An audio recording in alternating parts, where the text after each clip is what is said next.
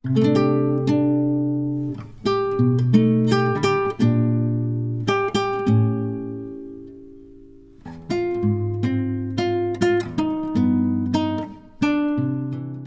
মোহাম্মদ নাজমুল হাসান।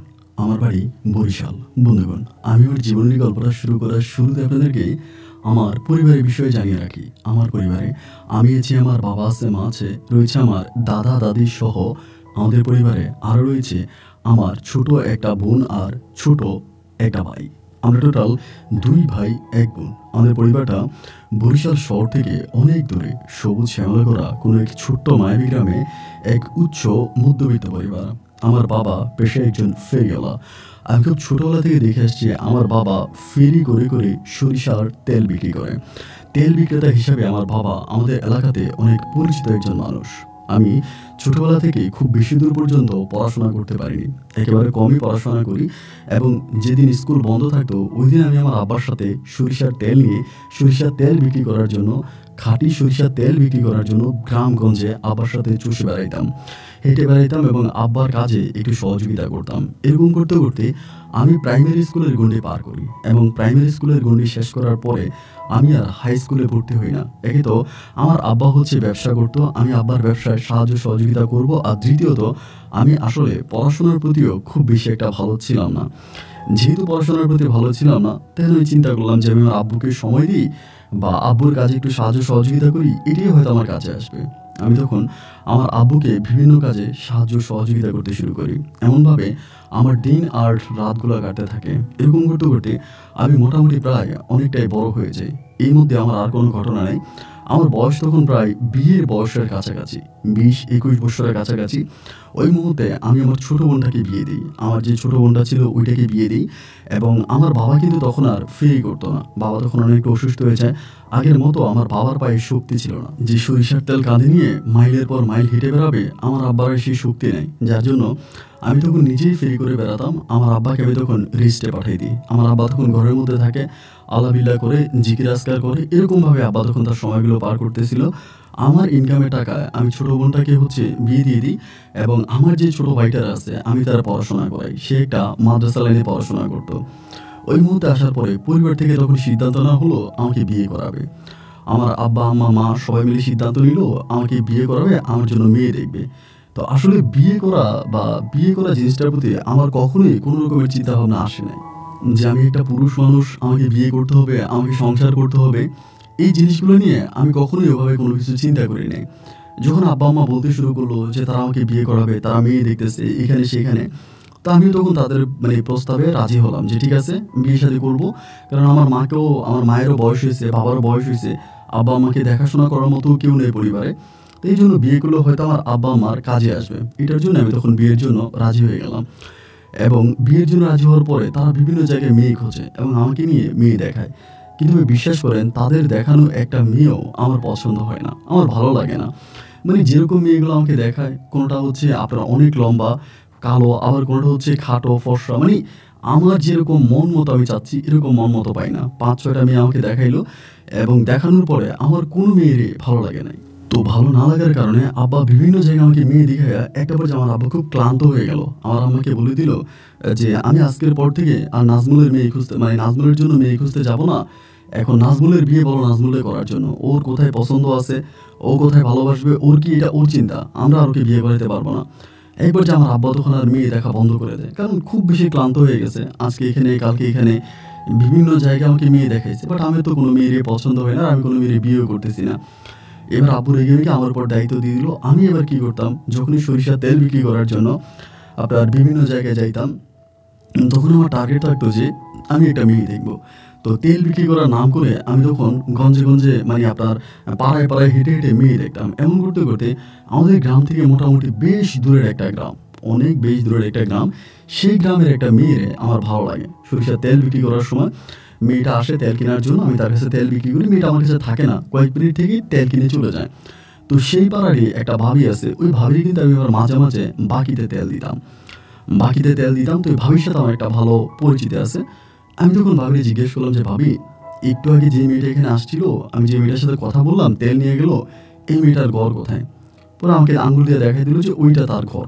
তো ঘর দেখে আমার কাছে মনে হলো যে একটু মোটামুটি নিম্নবিত্ত, কারণ ঘরের কোয়ালিটি অতটা ভালো না। তাই বললাম মেয়েটার বাবা কি করে? পরে আমার বলে আপনি এত কথা জিজ্ঞেস করতেছেন, আপনি কি বিয়ে করবেন নাকি ওই মেয়েরে?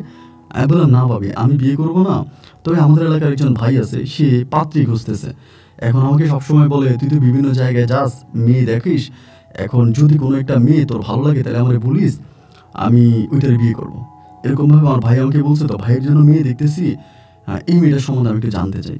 পরে ভাবি আমারে বলে যে ওর নাম হচ্ছে ফাহমিদা, ওদের ঘর হচ্ছে এইটাই, আর ওর বাবা কৃষিকাজ করে। ওর ভাই আছে, বড় ভাই আছে, বড় ভাই কি জানি করে খুলনা শহরে। তো আমি ওইটুকুই জানি ওর বড় ভাই কি করে, তবে খুলনায় থাকে, আর ওর বাবা কৃষিকাজ করে। আর ওরা দুই বোন, মানে ও একটা আর ওর ছোট আরেকটা আছে। আর ছোটটা হচ্ছে প্রতিবন্ধী, এটাও বলে ছোটটা হচ্ছে একটু মানসিক প্রতিবন্ধী। তো সুন্দরের মধ্যে ওই সুন্দর লম্বা টম্বা আছে, ও ভালো আছে। পরে ভাবির সাথে কথাবার্তা বললে আমি তখন বললাম যে ঠিক আছে। ওই দিন বাড়িতে গেছি। বাড়িতে যাওয়ার পরে পরে আমার আম্মারে আমি ঘটনাটা জানাইলাম। আমার ঘটনা জানাইছে, আম্মু তখন আমারে বলে যে তুই কাগজের মধ্যে ঠিকানা সব কিছু লিখে দিয়ে যা, এরপরে আমি তোর আব্বুরে পাঠাবো নি। আমি যেরকম করে বললো এরকম করে আমি তখন কাগজের মধ্যে ওই মেয়ের সমস্ত বাড়ির ঠিকানা, অ্যাড্রেস সব কিছু লিখে দিয়ে দিলাম। আমার আম্মা এটা হাতে নিল এবং হাতে নেওয়ার পরে আমার আব্বারে দিল। আব্বারে দেওয়ার পরে আব্বা এর পরের দিনে ওই মেয়ের পরিবারে ঘটক পাঠিয়ে দিল।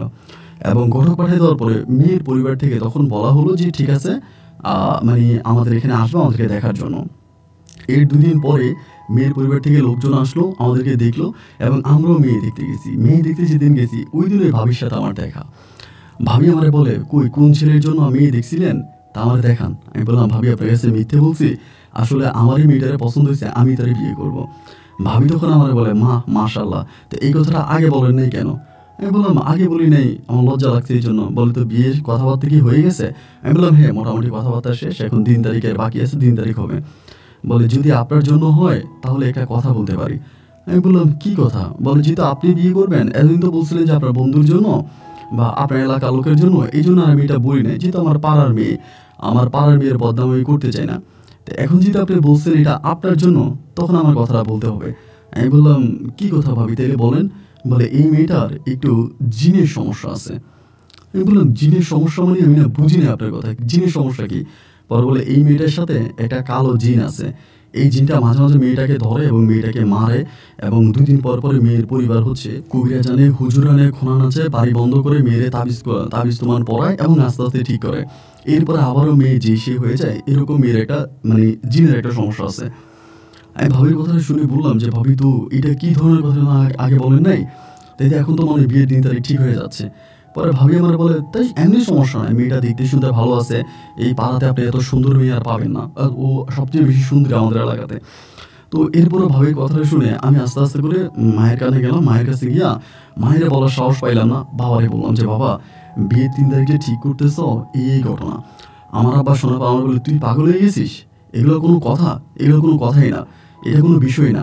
আর খবরদার এই এই নিয়ে কোনো উল্টাপাল্টা কথা বলবি না, এখন আর বিষয়টা এখানেই বন্ধ রাখ। আর এগুলো কোনো কথা নাকি যে জিন ভূত বলতে কিছু আছে নাকি পৃথিবীতে? দেখ এরকম সুন্দর মেয়ে আর পাওয়া যাবে না। আমরা মেয়েটাকে পছন্দ করছি, মেয়েটা দেখতে শুনতে ভালো, সর্বদিক থেকে ঠিক আছে, তা এই মেয়েটাকে তোর বিয়ে করাবো, বাবা না ভালো আর এই বিষয়টা নিয়ে কোনো কথা বলিস না। তা আব্বু যখন এরকম করে আমাকে মোটামুটি ধমক দিয়ে আমাকে ঠান্ডা করে ফেলো, আমি তখন বললাম যে আব্বা আচ্ছা ঠিক আছে, সমস্যা নাই, অ্যান্ড তুমি যেটা ভালো মনে করো তাহলে সেটাই করো। এরপরে এই ফাহমিদা মেয়েটার সাথে আমার বিয়ের দিন তারিখ ক্ষণ সব কিছু ঠিক হয়ে গেল, এবং আলহামদুলিল্লাহ সব কিছু ঠিক হলো। সব কিছু ঠিক হওয়ার পরে একটা পর্যায়ে আমি তখন এই মেয়েটাকে মানে পারিবারিকভাবে ছোটোখাটো করে অনুষ্ঠান করে আমি তখন তার বাড়িতে নিয়ে গেলাম। তো বাড়িতে নিয়ে গেলাম বলতে এখানে একটা ঘটনা আছে, মানে বাড়িতে নিয়ে যাব। বিয়ে 3 তারিখ ঠিক হলো, আমি হচ্ছে বিয়ে করার জন্য গেলাম। এবং বিয়ে করার জন্য যখন ওখানে গেছি, মানে যেদিন আমার বিয়ে হবে দুপুরবেলা, ওই দিন মানে এর আগের রাত থেকে মেয়ের একটু সমস্যা দেখা দিছে। এবং সমস্যা দেখা দেওয়ার পরে মেয়ের আবার কবিরাজ আনছে, খোনা আনছে। এবং আমরা যেদিন বরযাত্রী সেজে গেছি বিয়ে করার জন্য দুপুরবেলা, এবং ওই দুপুরে যে ওখানে প্রায় বিকেল হয়ে গেছে, যেহেতু আমাদের আগে থেকে মোটামুটি বেশ দূরে ছিল। এবং বিকেল হয়ে যাওয়ার পরে মেয়েটা নাকি অজ্ঞান হয়ে গেছে, মানে কাজী বিয়ে পড়াইতে গেছে, বিয়ে পড়ানোর পরে মেয়েটা মানে বিয়ে পড়াতে ওইখানে জ্ঞান হারিয়ে ফেলে। এবং জ্ঞান হারিয়ে ফেলার পরে সবাই তো ওইটা নিয়ে টানাঘোষা করতেছে যে কী ব্যাপার, বিয়ে পড়াইতে গেল কাজী, এই মেয়ে জ্ঞান হারিয়ে ফেললো, ঘটনা কি? সবাই তখন বিষয়টা নিয়ে খুব বেশি চিন্তিত হয়ে গেল যে জ্ঞান হারিয়ে ফেলার কারণ কি। আমার মা, আমার খালা, আমার আত্মীয় স্বজন যারা আছে সবাই মেয়ের কাছে গেল, কিন্তু মেয়ের মানে আর জ্ঞান ফিরিয়ে আনতে পারে না।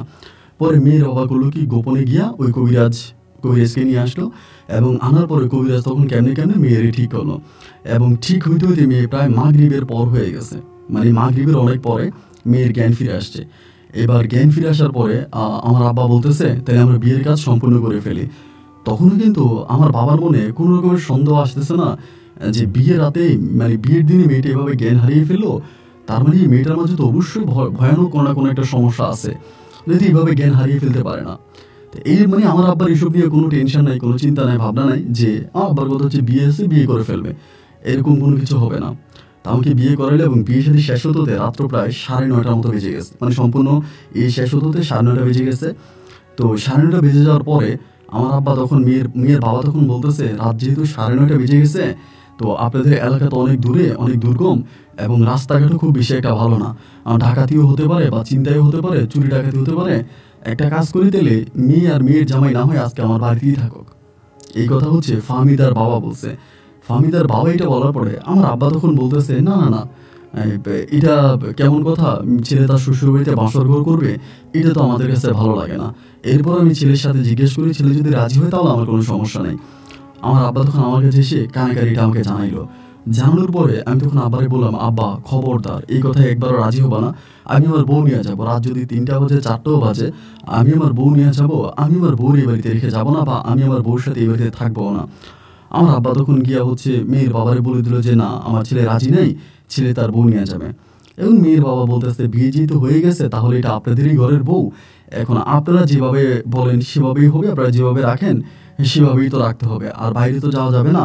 আচ্ছা ঠিক আছে, সমস্যা নাই, তাহলে ঠিক আছে নিয়ে যান। এরপরে সব কিছু রেডি টেডি করে গাড়িতে উঠতে প্রায় রাত 10টা বেজে গেছে।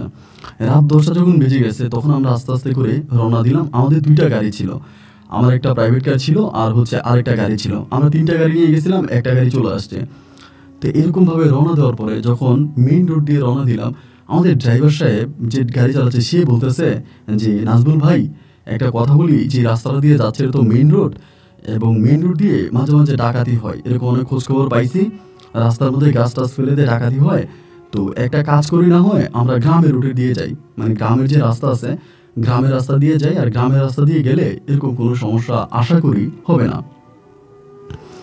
এই কথা যখন আমার ড্রাইভার বললো, আমি তখন আমার আব্বা আমার পিছনে গাড়িতে ছিল, গাড়ি দাঁড় করাইলাম, দাঁড় করে আমি ড্রাইভার আমার আব্বার কাছে পাঠাইলাম।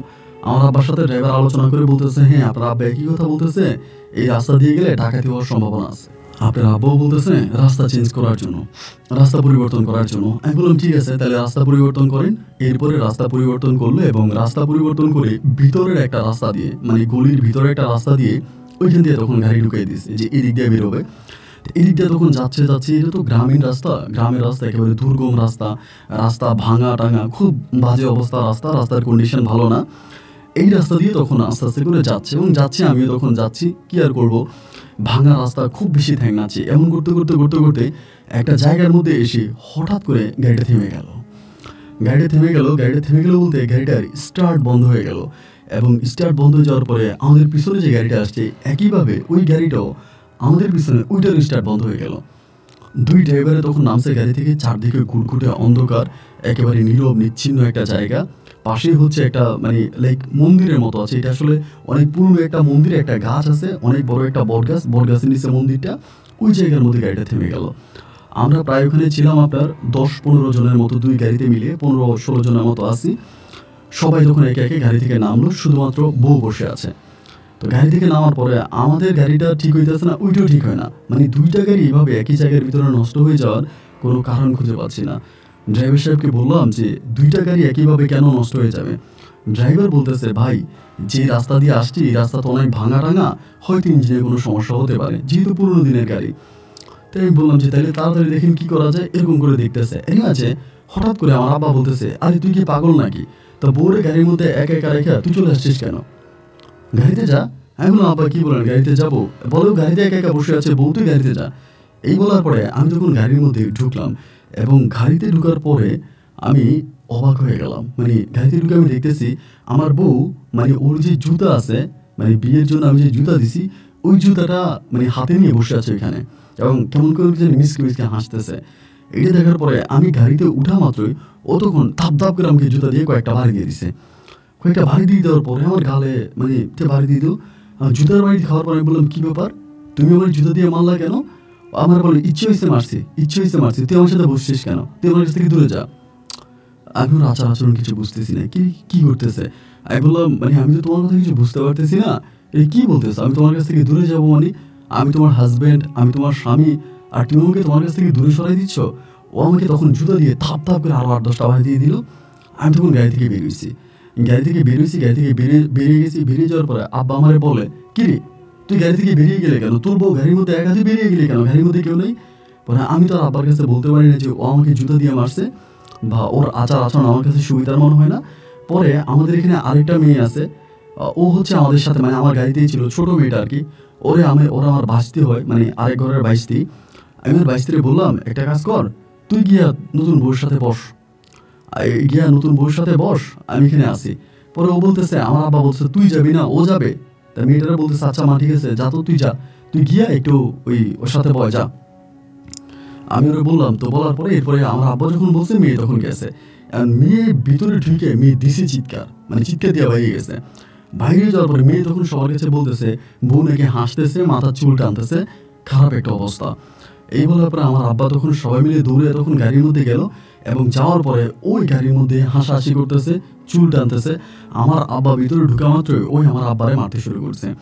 এবার 2-3 জন মহিলা ছিল, তারা সবাই ভিতরে ঢুকছে ওকে ধরার জন্য। ওই মনে হচ্ছে ভাই পুরোটা গাড়ি ভেঙে ফেলবে, এইরকম একটা অবস্থা যে গাড়ির দরজা জানালা ভেঙে ফেলার মতো অবস্থা। ওরে কেউ এই গাড়ির ভিতরে ধরে রাখতে পারতেছে না। ও মানে কি যে করতেছে, মানে এমন একটা অবস্থা, তখন আমি আর বুঝতে পারতেছিলাম না কি করব। ওই মুহূর্তে আমাদের গাড়ির মধ্যে একজন হুজুর ছিলেন। হুজুর বলতে তিনি এমনি একটু দোয়া দরুদ ভালো জানতেন আর কি, একটু মানে ভালো টাইপের লোক। তিনি তখন এই অবস্থা দেখে তিনি দোয়া পড়তে শুরু করছে। সবাইকে বলতেছে, আপনারা সবাই দোয়া পড়েন, সবাই আল্লাহরে ডাকেন, এখানকার পরিস্থিতি তো ভালো মনে হচ্ছে না। একে তো পাশে রয়েছে এক ভয়ঙ্কর বটগাছ, তার নিচেই হচ্ছে মন্দির, আর এখন আমাদের বউয়ের এই অবস্থা হয়ে গেল, আপনারা তো সবাই দোয়া পড়েন। আমরা সবাই দোয়া দরুদ পড়তে শুরু করলাম। ওই তখন গাড়ি থেকে বের হয়েছে, আমার বউ গাড়ি থেকে বেরিয়েছে, ওরা কেউ ধরে রাখতে পারে না, ওর কাছেও কেউ ভয় আর যায় না। গাড়ি থেকে বেরোয় ড্রাইভারের কাছে আসছে। ড্রাইভার তো তখন ধপ করে কাঁপতেছে। আশ্চর্য ঘটনা হচ্ছে, ড্রাইভারের কাছে এসে পুরুষের কণ্ঠে, সম্পূর্ণ পুরুষের কণ্ঠে ড্রাইভারে বলতেছে, এই বেটা তুই কি ঠিক করিস, এটা জীবনেও ঠিক হবে না, তুই কি ঠিক করিস। ড্রাইভার তখন তো মানে ও মানে বুঝতে পারতেছে না ও কি করবে। পরে আমার আব্বা গিয়ে বলতেছে, মানে একদম পুরো পুরুষের কণ্ঠ, কোনো নারীর কণ্ঠ কিন্তু ওর মাঝে নাই। আমার আব্বা গিয়ে বলতেছে, বৌমা তুমি গাড়িতে গিয়ে বসো। ওই আমার আব্বার দিকে তাকিয়ে বলতেছে, এই তুই বৌমা কারে বলতেছিস, কে তোর বৌমা, আমি তোর বৌমা, আমি তোর ছেলে, আমি কিভাবে আমি তোর ছেলের বউ হবো। আমার আব্বা তখন বুঝতে পারতেছিল না কি করবে। আমারও ভয়ে হাত পা সব ঠান্ডা হয়ে যাচ্ছে। এবং ও তখন কি করলো, ভিতরে ঢুকলো, মানে ওই মন্দিরের ওইদিকে হেঁটে যাচ্ছে, যা বলতেছে, মানে হেঁটে চলে যাচ্ছে, কেউ আর ওর পিছনে যায় না। এবং মন্দিরের ওইখানে ও গিয়ে ওইখানে পুজো দিতে শুরু করছে, মন্দিরের সামনে বসে পুজো দিতে আছে। মানে ওই যে হিন্দুরা যে কীর্তনগুলো পড়ে না, এরকম কীর্তন পড়তেছে। এরই মাঝে ড্রাইভার, হেল্পার, লোকজন যাতে সব এই জায়গা থেকে পালাইছে। আমি, আমার আব্বা, আমরাও দৌড়ে গাড়িটার ওইখানে রেখেই সবাই দৌড়াতে শুরু করলাম সামনের দিকে। এরকম করে হাঁটতে মেলা দুই সামনে যাওয়ার পরে একটা হিন্দু বাড়ি পাইলাম, একটা বলতে কয়েকটা হিন্দু বাড়ি। এই হিন্দু বাড়িতে ঢুকে সবাই ডাকতে শুরু করলাম, মা গো, বাবা গো, আপনারা কি আছেন, আপনারা আসেন, আমরা বিপদে পড়ছি। এবার হিন্দু পাড়ার মানুষগুলো বেরিয়ে আসো সবাই, এবং বেরিয়ে এসে বলে, কি হয়েছে। আমরা বলতেছি, এই ঘটনা, আমরা তো নতুন বউ নিয়ে রওনা দিছি, এই বট গাছটা নিচে এমন সমস্যা হয়েছে, আমাদের 2টা গাড়ি বন্ধ হয়ে গেল, এরপর আমাদের বউর সাথে এই সমস্যা। পরে ওই পাড়ার লোকেরা বলতেছে, আমরা তো এখানে একটা আমাদেরও মন্দির ছিল, হিন্দু মন্দির, এই সমস্ত সমস্যাগুলোর কারণে আমরা মন্দিরটা বন্ধ করে দিছি। এখানে বিভিন্ন মানুষ গেলে লাশ দেখতে পাইতো, অনেকে ঢাইকে নিয়ে যাইতো, অনেকে মারতো, এবং এটার পাশে দিঘি আছে, অনেকে ধাক্কা দিয়ে দিঘিতে ফেলাই দিত। এবং প্রতিদিনই কোনো না কোনো ঘটনা এই রাস্তা দিয়ে ঘটে। আপনারা এরপর ওই রাস্তা দিয়ে আসছেন কেন। আমরা বললাম, আমরা তো আর জানি না, আমরা তো বিন গ্রাম থেকে আসছি, আমাদের গ্রাম তো অনেক দূরে, আমরা তো এগুলো জানি না, আমরা তো না চিনে আসছি। তো এখন আমরা কি করব, যদি পারেন আমাদেরকে একটা পথ দেখাই দেন, আমরা তো আর বুঝতে পারতেছি না কি করব। পরে ওই পাড়ার আরও কয়েকজন মানুষ, তারা মানে যথেষ্ট পরিমাণে ভালো, সবাই মিলে বললো যে ঠিক আছে চলেন যাই, দেখা যাক কি হয়। তো গ্রামের আরও 8-10 জন মানুষ টর্চ লাইট, হারিকেন সব কিছু নিয়ে মন্দিরের কাছে আসছে। এবার মন্দিরের কাছে আসার পরে দেখে যে আমার বউ আর এখানে নাই, মানে ফাহমিদা আর নাই। এদিকে সেদিকে টর্চ লাইট মারতেছে না, ফাহমিদাকে আর পাওয়াই যাচ্ছে না। সবাই চারদিকে খোঁজাখুঁজি করতেছে, ও নাই, মানে এখানে টোটালি ও নাই, মানে এই জায়গা থেকে উপরে উঠাও। ও পাই না, এবং অনেকক্ষণ ধরে খোঁজাখুঁজি করার পরে এক মহিলা তখন বলতেছে, ও মা গো, ওই তো গাছের উপরে। এমনি উপরের দিকে তাকাই দেখতেছি ঠিক ও গাছের উপরে বসে আছে, বসে বসে মুসকে মুসকে হাসতেছে। তো এই ফাহমিদার পক্ষে ওই গাছের উপর উঠা কোনোভাবেই সম্ভব না। ও কোনোদিন ওই গাছের উপর উঠতে পারবে না, একটা মেয়ে, এত মোটা একটা বট গাছ। পরে দেখি যে ওইখানে বসে আছে। পরে ওইখানে একজন হিন্দু লোক ছিল ওই পাড়ারই, উনি আবার এই সমস্ত জিনিসের কাজ টাজ করে, মানে জিনভূতের কাজ করে। তিনি কোনো তান্ত্রিক সম্ভবত। তিনি দোয়া পড়তে শুরু করছে। দোয়া পরে তিনি বলতেছে, আপনাদের মাঝে কে আছেন, উঠেন, বট গাছে উঠে নামাই নিয়ে আসেন। উনি দোয়া পড়তেছে, ওই জায়গার ভিতরে বলে ঢুলে পড়ে যাবে, ঢুলে যদি ওইখান থেকে পড়ে তাহলে মরে যাবে, আপনারা কেউ একজন ওঠেন। তো আমাদের সাথে যারা আছে সবাই মধ্যে, মানে সবাই ভীতু, কেউ বট গাছে ওঠার জন্য রাজি হয় না। ওকে বলে এক একজনকে বলে, কিন্তু মূলত কেউ বট গাছে উঠবে না, কেউ বট গাছে উঠতে চায় না। সবাই যে যার মতো করে নিচে দিকে ধরে আছে আর নিচে দাঁড়িয়ে আছে। এবার হিন্দু পাড়ার একটা ছেলের উনি বললো যে এই তুই উঠ। ওই তখন উঠছে। ও উঠার পরে আমার বউকে ধরা মতো আমার বউ এখানে ঢুলে পড়ে গেছে, মানে ওর ঘাড়ের মধ্যে মাথা দিয়া জ্ঞান হারিয়ে ফেলছে। পরে ছেলেটা বলতেছে, আমি তো এখান থেকে ওরা নামাইতে পারবো না, আপনারা দয়া করে আরো কয়েকজন আসেন। পরে হিন্দু পাড়ার আরো কয়েকটা ভাই এবং আমাদের বরযাত্রীর মধ্যে আরো দুজন সবাই গাছে উঠছে, এবং গাছে উঠা ওরা তখন গাছ থেকে বহু কষ্টে আস্তে আস্তে করে বট গাছ থেকে নিচে নামানো হয়েছে। নামার পরে উনি বলতেছে যে দেন গাড়ি আবার স্টার্ট হবে, গাড়ি স্টার্ট দেন। দুই ড্রাইভারে গিয়ে গাড়ি স্টার্ট দিল, সাথে গাড়ি স্টার্ট হয়ে গেছে। অথচ এতক্ষণ ধরে তারা প্রায় আধা ঘন্টারও বেশি সময় ধরে ইঞ্জিন খোঁচাচ্ছে, এইটা করতেছে ওইটা করতেছে, বিভিন্ন কিছু করতেছে, কিন্তু গাড়ি স্টার্ট দিতে পারে না। আর এখন গাড়িতে বসে সুইচ দেওয়া মাত্র গাড়ি স্টার্ট। এবং গাড়ি যখন স্টার্ট হয়ে গেল তখন একজন আরেকজনের মুখের দিকে তাকাচ্ছে, যে যার মুখের দিকে তাকাচ্ছে। এবং তাকানোর পরে মানে সবাই এবার ওই কবিরাজটা বলতেছে, মানে হিন্দু লোকটা বলতেছে যে যান, এবার নিয়ে যান, ভগবানের কৃপায় আর কিছু হবে না। পরে আমার আব্বা তখন এই হিন্দু লোকটার পা চেপে ধরছে, মানে তান্ত্রিকটার পা ধরে বলতেছে, আপনি আমার সাথে চলেন, আমি মনে হয় বউ নিয়ে বাড়ি যেতে পারবো না, আমি রাস্তায় সম্ভবত আরো বিপদে পড়তে পারি, কারণ আমাদের এলাকার রাস্তাঘাটগুলো আরো খারাপ। লোকটা বলতেছে, দেখেন আমি তো যাইতে পারবো না, আমার তো শরীর খারাপ, আমি অনেক বয়স হয়ে গেছে, আমি যেতে পারবো না। পরে আমরা সবাই ওনারা ধরছি যে না, আপনি একটু চলেন, আপনি গেলে আমরা এটা থেকে রক্ষা পাবো, বা আমরা জানি না যদি সামনে আবারও এরকম কোনো বিপদের সম্মুখীন হই আমরা, তখন আমরা কি করব। লোকটা বলে, আচ্ছা ঠিক আছে, আমি তো যেতে পারবো না, আমি আমার ছেলেকে দিচ্ছি সাথে, ও আবার এইসব জানে, সমস্যা নেই। পরে ওই তান্ত্রিকটা কি করলো, তার ছেলেটাকে দিল, ছেলেটাকে গাড়িতে উঠে দেওয়ার পরে তান্ত্রিক আমাকে ডাকলো, ডেকে বলতেছে, আপনি মেয়েটাকে বিয়ে করছেন? আমি বললাম হ্যাঁ। বলে, আপনি তো নতুন বর, তাই না? আমি বললাম হ্যাঁ। বলে, একটা কাজ করেন, এই মেয়েটার সাথে সংসার না করে ওকে ছেড়ে দিন, ওর সাথে সংসার করতে পারবেন না। আমি তখন বললাম কেন? বলে, আমাদের ধর্মের যে জিনিসটা ওকে ধরছে, এটা শুধু আমাদের ধর্মের যে জিনিস তার দোষ নাই, এই মেয়েটার অনেক দোষ আছে, এই মেয়েটা অনেক অন্যায় করছে। যেহেতু আপনি বিয়ে করছেন, সে অন্যায়ের কথা বলতে চাই না, তবে এটাই বলবো যে এই মেয়েটার সাথে সংসার করতে পারবেন না, যত দ্রুত পারেন মেয়েটাকে ছেড়ে দেন, এই মেয়েটাকে ছেড়ে দেন যত দ্রুত পারেন। এই কথা বলার পরেই আমি বললাম যে আমি তো এখন বউ নিয়ে বাড়ি যাচ্ছি, এখন কিভাবে কি করবো? বলে না, এখন দরকার নেই, এখন বাড়িতে যান, এরপরে দিনক্ষণ বুঝে সবার সাথে কথাবার্তা বলে ছেড়ে দিতে বলে আপনার জন্য ভালো যদি ছেড়ে দিতে পারেন। আর যদি ছাড়তে না পারেন, তাহলে আপনাকে এটার জন্য আরো বেশি খেসারত দিতে হবে, আরো বেশি সমস্যায় পড়বেন। আমি তখন বললাম আচ্ছা ঠিক আছে। পরে আমি তখন কি করলাম, ওই নিয়ে বাড়িতে গেছি, বাড়িতে যাচ্ছি, এবং যেতে আর কোনো সমস্যা হয়নি। এবং বাড়িতে যাওয়ার পরে ওই লোকটাকে, হিন্দু ভাইটারে তখন আমি আমাদের বাসায় রাখছি। আমাদের বাসায় ছিল, রাতের বেলায় কি আর বাঁশর কি সারা রাত, এবং টেনশন করতে রাত কেটে গেল। এবং পরের দিন মেয়ের বাড়ি থেকে লোকজন আসছে। আমার আব্বা তখন সিদ্ধান্ত নিল যে মেয়ের বাড়ির লোকজনকে বাঁধবে এবং তাদেরকে তাদেরকে মারবে, তারা কেন এরকম পাগল মেয়ে আমাদেরকে গসাই দিল। আমার আব্বা এরকমভাবে কথা বলতেছে। আমি তখন বললাম, আব্বা, মারামারি করলেই কিন্তু জিনিসটার সমাধান হবে না, এখন তারা আসবে, তুমি তাদেরকে মারবা, এই করবা ওই করবা, এগুলো তো কোনো সমাধান না, এটা কোনো সমাধান হতে পারে না, যা হবার তা তো হয়েই গেছে, এখন আমরা দিকটাকে ভালো করতে পারি না। হিন্দু ভাইটা আবার সকালবেলা চলে গেছে, যেহেতু মুসলিমের বাড়ি, সে রাতটা খুব কষ্ট করেছিল, সকালবেলা সে চলে গেছে। যাই হোক, সকালবেলা ওই ভাইটা চলে যাওয়ার পরে আমি তখন ওখানে, মানে উনি চলে গেল, পরে আমার শ্বশুরবাড়ির লোকজন আসছে, আইসা তখন তারা এই সন্ধ্যার আগেই আপনার 3টা সাড়ে 3টায় খাওয়া দাওয়া শেষ করে তখন ফার্মিদারে নিয়ে গেছে। ফার্মিদারে নিয়ে তারা চলে গেছে। নিয়ে যাওয়ার পরে এরপরের দিন তো আমার যাওয়ার কথা, আমি আর যাই না। আমার আব্বা আমার বলে, যা গিয়ে বউ নিয়ে। আমি বললাম, বাবা আমি আর যাবো না। আমার আব্বা বলে, যাবি না মানে? কেন যাবি না? আমি বললাম, বাবা ঘটনা আছে। বাবা বলে, কি ঘটনা? আমি বললাম, এই ঘটনা, এই ঘটনা আছে, আমি তোমাকে বলি শোনো, এমন ঘটনা। আমার ওই তান্ত্রিক, ওই যে হিন্দু লোকটা, তিনি ওকে বলছিল যে আমি ওকে ছেড়ে দেওয়ার জন্য ওর সাথে আমি সংসার করতে পারবো না। আমার আব্বা বলে, কয় টাকা কাবিন দিয়ে বিয়ে করছস, তোর খবর আছে? কাবিনের টাকা দিবি কোত্থেকে? এখন যদি তাদের মেয়েরে না আনিস তাহলে তো কাবিনের টাকা দেওয়া লাগবে, আর কাবিনের টাকা কোত্থেকে দিবি? আমি বললাম, আব্বা আমি কাবিনের টাকা কোত্থেকে দেবো? আমি এগুলো কিছুই জানি না, আমার মাথায় কিছুই কাজ করতেছে না, আমি কিছুই বুঝি না, আমি বুঝতে পারতেছি না। আব্বা আমার বলে, তুই যা বাবা, আমার দোয়া তোর সাথে আছে, ইনশাল্লাহ আল্লাহর রহমতে কিছুই হবে না, তুই যা, তুই বউ নিয়ে আয়। আমার আর ভাই ওই দিকে যাইতে ইচ্ছে করে না, ওরে আনা তো দূরের কথা, এই বিষয় নিয়ে আমার কোনো রকমের কথাবার্তা বলতে ইচ্ছে করে না। আমার মিজাজ খুব এই বিষয়টার উপরে খুব খারাপ হয়ে আছে, মানে আমি পুরো পাগলের মতো হয়ে আছি। আব্বার কথাও শুনি না, এর কথা ওর কথা কারো কথাই শুনি না। এবার একটা পর্যায়ে আমার মা প্রায় 4 দিন হয়ে গেছে ওইখান থেকে বারবার চেয়ারম্যান মেম্বার দিয়ে খবর পাঠাচ্ছে, আমরা কেন মেয়ে নিতে, মানে মেয়ে নেওয়ার জন্য যাচ্ছি না, মেয়ে কেন আনতেছি না, এই ওইভাবে ওরা ওইখান থেকে ধমকাধমকি করতেছে, মেয়ে না নিলে ওরা মামলা করবে, এটা করবে, ওইটা করবে, বিভিন্ন ধরনের হুমকি ধমকি ওরা দিয়ে যাচ্ছে। সপ্তাহখানিক পরে আমার আব্বা কী করলো, আমার আব্বা নিজে গিয়ে তখন ফাহমিদাকে নিয়ে আসছে, আমি আর যাই নাই, কিন্তু ফাহমিদাকে নিয়ে আসছে। আসার পরে দেখলাম যে ও ভালোই, মানে আমার আব্বা যখন নিয়ে আসছে ও ভালো রান্না বান্না করতেছে, আব্বা আমার সাথে চলাফেরা করতেছে, খাওয়া দাওয়া করতেছে, আমার ছোটো ভাই বোনগুলোর সাথে হাসাহাসি করে।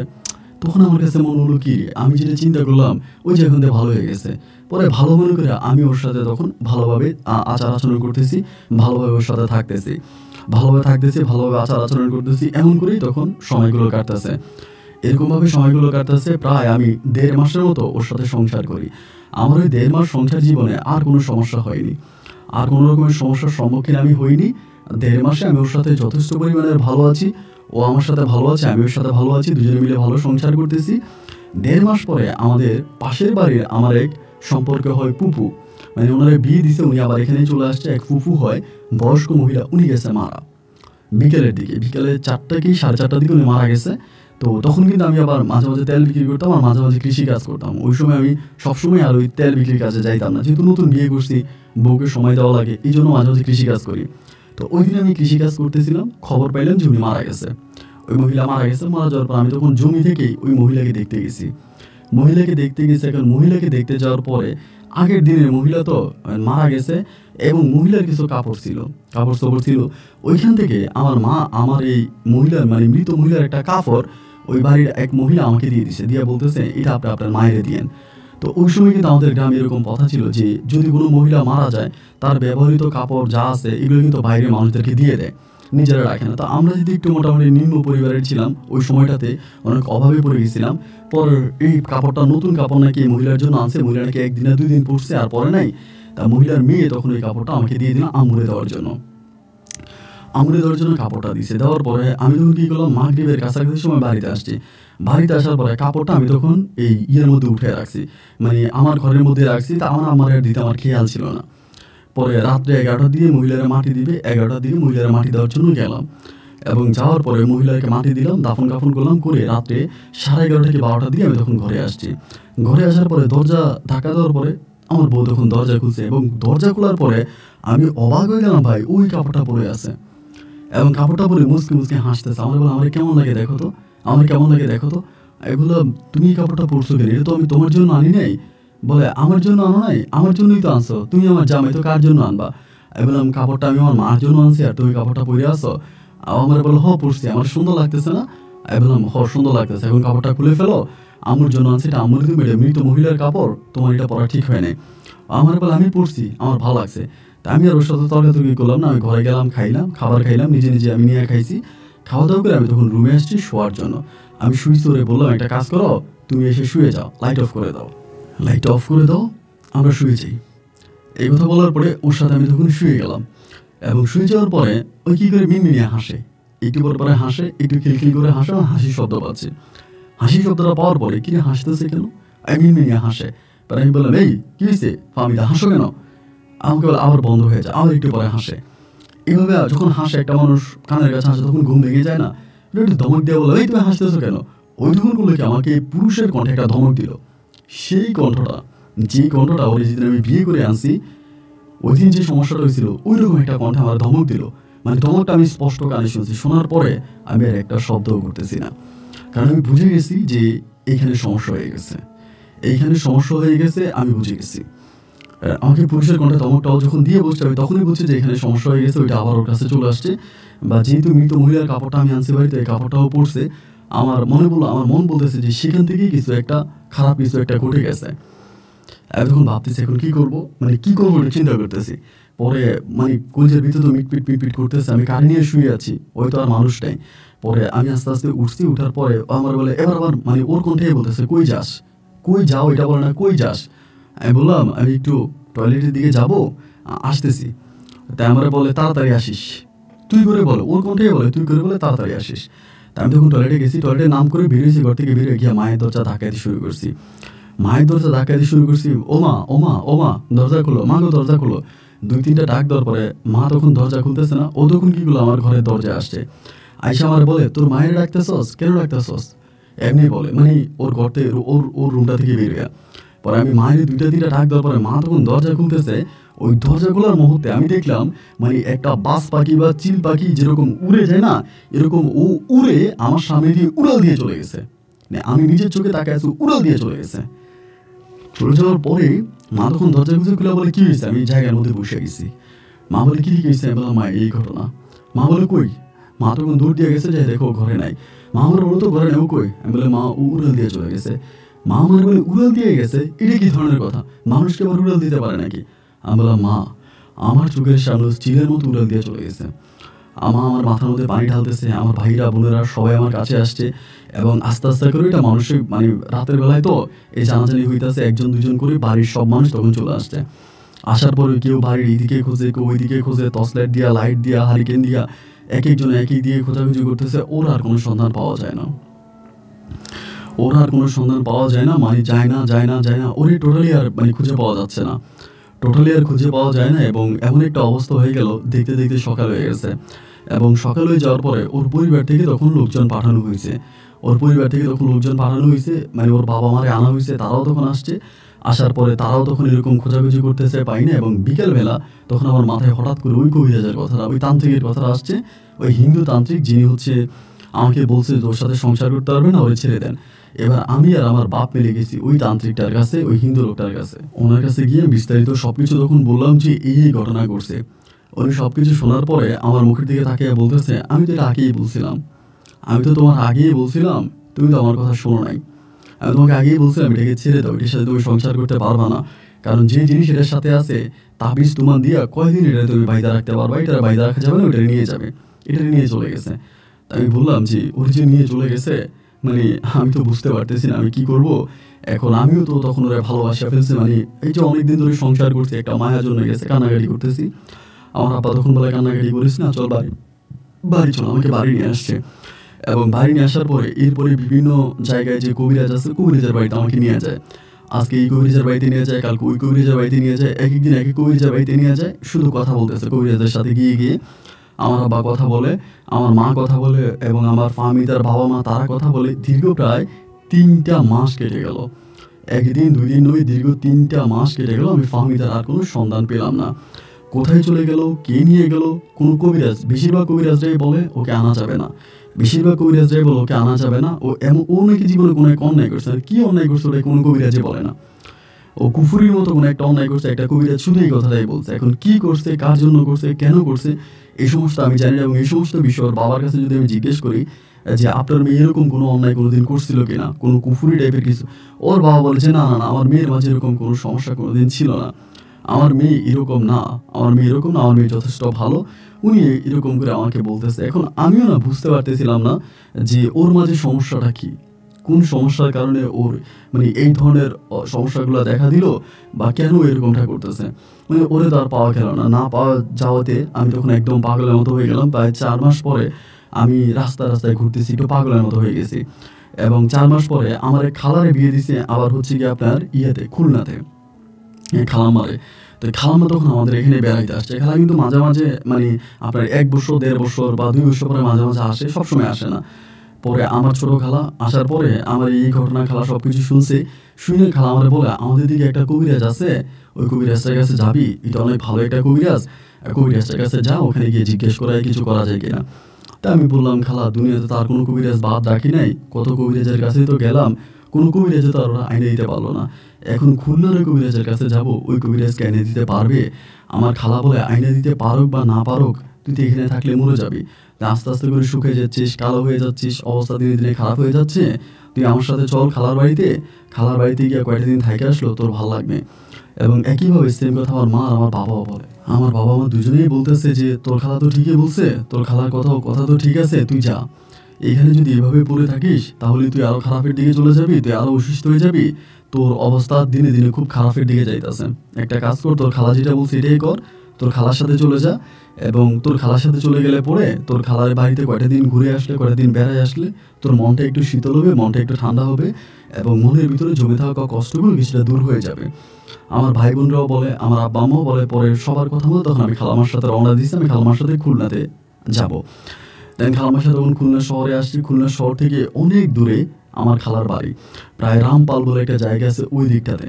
পরে সেখানে আমি খালামার বাড়িতে গেছি। খালামার বাড়িতে যাওয়ার পরে তো খালামার সাথে ভালো করে আছি। খালামা আমার সাথে খুব মানে নম্র ভদ্র ভালো ব্যবহার করতেছে, খালু সবে আছে। এবার আমি ওখানে প্রায় 1 সপ্তাহের মতো ছিলাম। ওই কবিরাজের বাড়িতে গেছি, কিন্তু কোনো কাজ হয় নাই। অন্য কবিরাজরা যেরকম বলে এই কবিরাজ কি বলে যে এরকম এরকম ঘটনা মানে আইনে দিতে পারবে এরকম গ্যারান্টি দিয়ে কোনো কবিরাজ কথা বলে না। টাকা চায় এবং আগে টাকা চায়, আইনে দেওয়ার আগে টাকা চায়, এরকম ঘটনা। পরে 1 সপ্তাহ মতো খালামার বাড়িতে ছিলাম। 1 সপ্তাহ পরে আমি বললাম যে খালা আমি তো 1 সপ্তাহের মতো ছিলাম, 1 সপ্তাহ হয়ে গেছে, আমি চলে যাই। আমার খালা বলে তুই গিয়ে কি করবি, তুই আমার বাড়িতে থাক, তুই থাকলে আমার ভালো লাগে। আমার খালার আবার ছেলে মেয়ে নাই, তো ওরা হচ্ছে খালার বিয়ে হয়েছে বহু বছর কিন্তু কোনো সন্তানাদি হয়নি। আর আমার খালু আরেকটা বিয়ে করছে, পরে ওই ঘরে আবার সন্তানাদি আছে। আমার খালার সমস্যা আছে, এই জন্য সন্তানাদি নাই। তাই খালা আমার বলে তুই আমার সাথে থাক, তুই যদি আমার সাথে থাকোস আমার একটু ভালো লাগে। তাই আমি বললাম খালা আমি কতদিন থাকবো, আমার তো চলে যাবো। তাই খালা বলে আর কয়টা দিন থাকা যায়।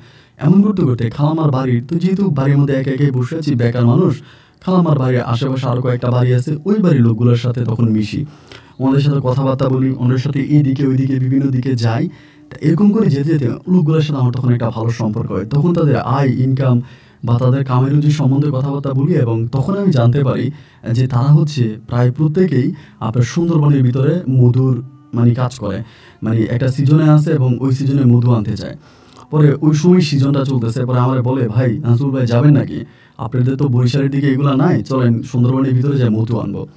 পর ওনাদের সাথে আমি একদিন দুষ্টুমি করেই গেলাম, মানে দুষ্টুমির ফাঁদে ওনাদের সাথে গেলাম যে ওনারা কীভাবে মধু আনে এটা আমি দেখবো, জাস্ট দেখার জন্য গেছি। এবং দেখার জন্য যাওয়ার পরে দেখলাম যে হ্যাঁ তারা এখান থেকে মধু আনে এবং খুব সুন্দর করে মধু পাড়ে, গাছ থেকে মধু নিয়ে আসে। আমার কাছে বিষয়টা খুব ভালো লাগলো, মানে অনেকটা ভালো লাগলো। লাগার পরে আমি একদিন খালার কাছে বললাম যে খালা এমনি এমনি তোরা মধু আনে সুন্দরবন থেকে, আমি তোদের সাথে একদিন মধু আনবো। আমার খালা বলে দেখ না এটাতে তো অনেক আয় ইনকাম, তোর তো পারিবারিক অবস্থা অতটা ভালো না, এটার মধ্যে তো ইনকাম অনেক ভালো, যারাই করে তারাই অনেক টাকা ইনকাম করতেছে, দেখতেছে ভালো অবস্থানে আছে, ভালো অবস্থানে চলাফেরা করতেছে, তুই দেখ না কিছু টাকা এটা দিয়ে ইনকাম করা যায় কিনা, কইরা দেখ। খালা যখন আমাকে এটা বললো আমি বললাম খালা আচ্ছা ঠিক আছে, আচ্ছা ঠিক আছে তাই আমি এটা করবো। এরপর আমি তখন করলাম কি, এই সুন্দরবন থেকে ওদের সাথে তখন যাইতাম, গিয়া মধু আনতাম। এমন করতে করতে ওই প্রফেশনটা আমার কাছে খুব ভালো লেগে যায়, মানে খুবই ভালো লেগে যায়, মানে এতই ভালো লাগে বলার মতো না। এবার আমি কি করলাম, আমার খালাম্মার সাথে বললাম যে খালা তাহলে তুমি আমার রাখতে চাও, আমিও থাকতে চাই, আমি আর বাড়িতে যাব না, আমি বাড়িতে যাব না, আমার সুন্দরবন অনেক মানে ভালো লেগে গেছে, আমি সুন্দরবনে ঢুকবো, সুন্দরবন থেকে মধু আনবো এবং এই মধু আমি বিক্রি করবো, এই দিয়ে আমি চলবো, আমি আর এলাকাতে যাব না, আর হেঁটে হেঁটে এই সরিষার তেল বিক্রি করা আমার ভালো লাগে না, আমি আর বাড়িতে যাব না। আর এই যে সময়গুলো কাটতেছে এর মাঝে আমার বউ ফাহমিদার কিন্তু কোনো সন্ধান আর পাওয়া যায় না, ফাহমিদার কোনো খোঁজ খবর পাই না, ফাহমিদার কোনো সন্ধান পাই না, না পাওয়ার পরে এমন করে আমি তখন পড়ে আসি, এই এমন করেই পড়ে আসি। তো আমি সুন্দরবনের ভিতরে ঢুকতাম, মধু আনতাম, মধু না মধু বিক্রি করতাম, মধু দিতাম বিভিন্ন লোকের, এমন করেই দিন আর রাতগুলো কাটতে কাটতে একটা সময় হলো কি, একদিন আমি মধু আনার জন্য যাই, ওই দিন শীতের সময়, আমি খালামার বাড়িতে কিন্তু প্রায় 1.5 বছরের মতো থাকতেছি, আমি কিন্তু আর যাই নাই, একবারও কিন্তু আমার বাড়িতে আর যাই নাই। 1.5 বছরের পরে শীতের সময় মানে শীতকালের সকালবেলা একদিন মধু আনার জন্য ভিতরে ঢুকছিলাম শীতের সময়, এবং ঢুকার পরে চারদিকে ওই দিন প্রচুর কুয়াশা। তো আমি 1.5 বছর যদিও খালামার বাড়িতে থাকি, সুন্দরবন আমার কাছে এখনও অতটা পরিচিত না, মানে এতটা পরিচিত আমি সুন্দরবনে এখনও হতে পারি নাই। তো এই মধু নিতেছি, ওই দিন কিন্তু কেন জানি প্রচুর মধু পাচ্ছি, মানে মধুর গাছ অত সহজে পাওয়া যায় না, ওই দিন আমি অহরহর মধুর গাছ পাইতেছি এবং ওখান থেকে মধু নিতেছি, মানে আলহামদুলিল্লাহ একটা ভালো অবস্থানের মধ্যে তখন আমি চলে গেলাম, মানে মধু পাইতেছি এবং মধু খুব ভালোভাবে মানে ভালোভাবেই পাইতেছি, এমন না যে মধু নেওয়ার জন্য আমার কষ্ট করাও লাগতেছে, মধু পারতেছি। এমন করতে করতে আমি সুন্দরবন অনেকটা ভিতরে ঢুকে যাই। অবশ্যই ভাগের উত্তাপ ছিল আমাদের কাছে, অবশ্যই ভাগ থেকে বাঁচার জন্য জিনিসপত্র ছিল, এবং অনেক ভিতরে ঢোকার পরে আমি যখন রাস্তাটা হারিয়ে ফেলি, মানে যে রাস্তা দিয়ে গেছিলাম ওই রাস্তাটা হারাই ফেলি। যখন ভাই রাস্তাটা হারাই ফেলি তখন তো আমার ভিতরে ভয় ঢুকে যায়, আয় হায় আমি তো রাস্তা হারাই ফেলছি, এখন আমি বাড়ি যাবো কেমনে, আমি বাড়িতে কেমনে যাবো, আমি বাসায় কেমনে যাবো, আমি তো রাস্তা ভুলে গেছি। তাই এইজন ওইজন বিভিন্ন লোকের জিজ্ঞেস করতেছি, ভাই রাস্তা তো মানে জিজ্ঞেস করতেছি বলতে মনে মনে চিন্তা করতেছি আশেপাশে তো কোনো মানুষজন নাই। এবং এরকম করতে করতে আমি একটা রাস্তা দিয়ে হাঁটতে শুরু করলাম। একটা রাস্তা দিয়ে হাঁটতে হাঁটতে হাঁটতে হাঁটতে সন্ধ্যা হয়ে গেছে, চারদিকে অন্ধকার নেমে আসছে। আমার ভিতর তখন ঢুকে গেছে ভয়, আয় হায় এখন আমি কি করব, কারণ সুন্দরবনের ভিতরে তো রাতের বেলায় অবশ্যই বাঘ বাঘ বা বিভিন্ন জন্তু জানোয়াররা ঘোরাফেরা করবে, আমি তো এদের শিকার হয়ে যাব। আমি জোরে শব্দ করতে পারতেছি না, কারণ শব্দগুলো যদি আশেপাশে কোনো বাঘ থাকে তাই যদি শুনে আমাকে খেয়ে ফেলতে আসে। তখন বাঘের খুব উত্তাপ ছিল, এখন হয়তো এত বাঘ নাই, ওই সময়তে আপনার বাঘের খুব উত্তাপ। আমার খালামার বাড়িতে মানে যারাই সুন্দরবন থেকে মধু আনে এদের প্রতিজনের শরীরে বাঘের কোনো না কোনো একটা চিহ্ন আছে। পরে আমি চিন্তা করলাম এখন আমি কী করবো, রাত যেহেতু হয়ে গেছে, অন্ধকার হয়ে গেছে। তখন চিন্তা করলাম অন্ধকার যেহেতু হয়ে গেছে আমার জীবন বাঁচানোর জন্য একটাই পথ হচ্ছে আমি গাছে উঠে যাব। আমি তখন কী করলাম, একটা ঘাস ভাইয়া গাছের একদম উপর উঠে গেছে, একদম উপরে। এর উপরে উঠে আমি তখন ওখানে আল্লাহ ডাকতেছি, আল্লাহ আমি এখন কী করবো, এই মধুরগুলো নিয়েই উপর উঠে গেছি। এবং একটু মধু খাইলাম গাছের মধ্যে বৈশা আবার ভাবতেছি, কারণ সুন্দরবনে চিতাবাঘও আছে, তা কোনো চিতাবাঘ যদি মানে গাছ বাইয়ে উপর উঠে যায়, গাছ বাইয়ে সুন্দর মানে চিতাবাঘ তো গাছে উঠে যেতে পারে। এখন যদি গাছে উঠে আমাকে ধরে ফেলে ওইখানে, আহারে ভাই সারাটা রাত মনে হয় একটা রাত আমার কাছে কিয়ামতের মতো কাটছে। রাতে বারবার চিন্তা করি সকাল কেন হয় না, সকাল কেন হয় না, আল্লাহ সকাল কেন হয় না। মানে সকালের জন্য অপেক্ষা করতেছি, সকাল কবে আসবে, সকাল কখন হবে, সকাল কবে আসবে, সকালের জন্য অপেক্ষা করতে আমি সারাটা রাত মনে হয় একটা রাত আমার কাছে পুরো একটা বৎসরের মতো কাটছে। আলহামদুলিল্লাহ একটা সময় দেখলাম যে আপনার একটু করে আকাশ আলোকিত হইতেছে, তখন সূর্য উঠছে এবং সূর্য ওঠার অনেকক্ষণ পরে আমি ওই গাছের উপরে বসে চিৎকার করতেছি।